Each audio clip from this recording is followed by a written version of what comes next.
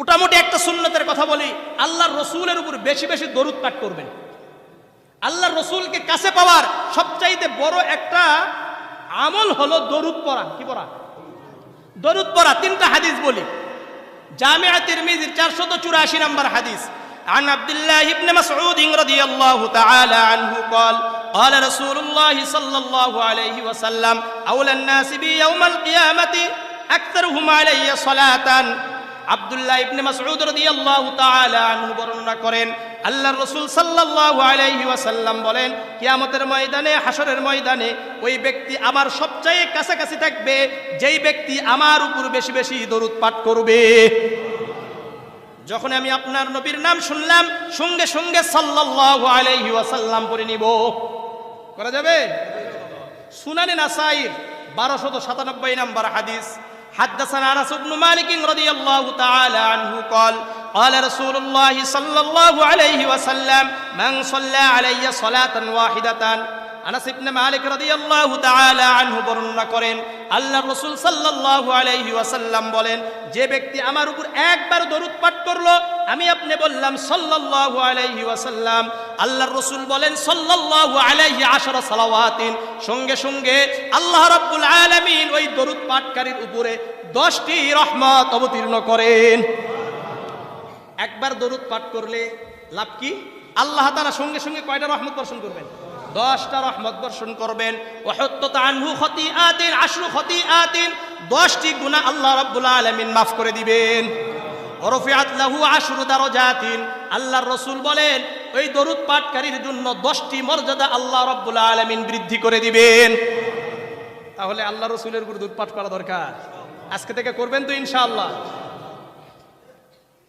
মাজমাউজ জাওয়ায়েদ একটা কিতাব আছে হাদিসে, এই কিতাবের 10 নম্বর খণ্ডের 163 নম্বর পৃষ্ঠায়, عن أبي الدرداء رضي الله عنه قال قال رسول الله صلى الله عليه وسلم من صلى علي حين يصبح 10 وحين يمسي 10 أدركته شفاعتي يوم القيامة। আবু দারদা রাদিয়াল্লাহু তাআলা আনহু বর্ণনা করেন, আল্লাহর রাসূল সাল্লাল্লাহু আলাইহি ওয়াসাল্লাম বলেন, যে ব্যক্তি আমার উপর সকাল সন্ধ্যায় 10 বার করে দরুদ পড়বে, ওই ব্যক্তির জন্য হাসরের ময়দানে আমার জন্য সুপারিশ করা ওয়াজিব হয়ে যাবে। আপনি পড়লে কি হবে? আপনার জন্য আল্লাহ রাসূলের উপর সুপারিশ করা ওয়াজিব হয়ে যাবে। করা যাবে? আরেকটা কথা বলি, আমরা আজান শুনি, আজানের পরে যে দোয়া আছে, এই দোয়া কার কার মুখস্থ আছে? আহারে আহা, কষ্ট। সবাই করবেন। কি কি আমলের কথা! আপনারা তো, আমরা আসলে ওয়াজ মাহফিল মানে হলো কিচ্ছা কাহিনী। আল্লাহ এগুলো থেকে হেফাজত করেন।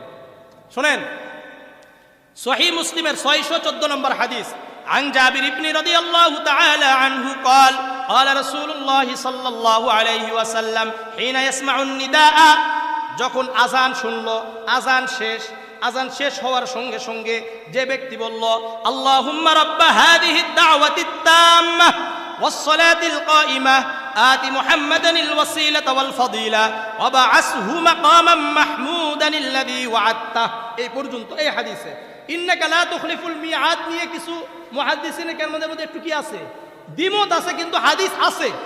তো 8টা পর্যন্ত বলতে পারেন, অথবা ইন্নাকা লা তুখলিফুল মিআদ পর্যন্ত পড়লেন। আল্লাহর রাসূল বলেন, হাল্লাত লাহু শাফাআতি ইয়াউমাল কিয়ামা, ওই ব্যক্তির জন্য আমার উপর সুপারিশ করা ওয়াজিব হয়ে যাবে। কি বড় আমল! কিন্তু এই আমল আমাদের নেই। আল্লাহুম্মা বলেন, রাব্বা হাযিহি দাওয়াতিত তাম্মাহ ওয়াস সালাতিল কাইমাহ আতি মুহাম্মাদানিল ওয়াসিলাতা ওয়াল ফাদিলা ওয়াবআসহু মাকামান মাহমুদানিল্লাযী ওয়া'আদতাহ ইন্নাকা লা তুখলিফুল মিআদ।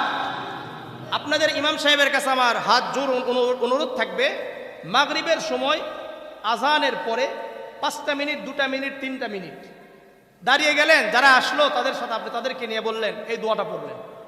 এভাবে আপনি যদি 1 সপ্তাহ 2 সপ্তাহ করেন, দেখবেন যে এই দোয়াটা মুখস্থ হয়ে গেছে। যখন এই দোয়াটা মুখস্থ হয়ে গেল, আরেকটা দোয়া নেন, সেই দোয়াটা মুখস্থ করে দেন। এইভাবে যদি মেহনত করেন তাহলে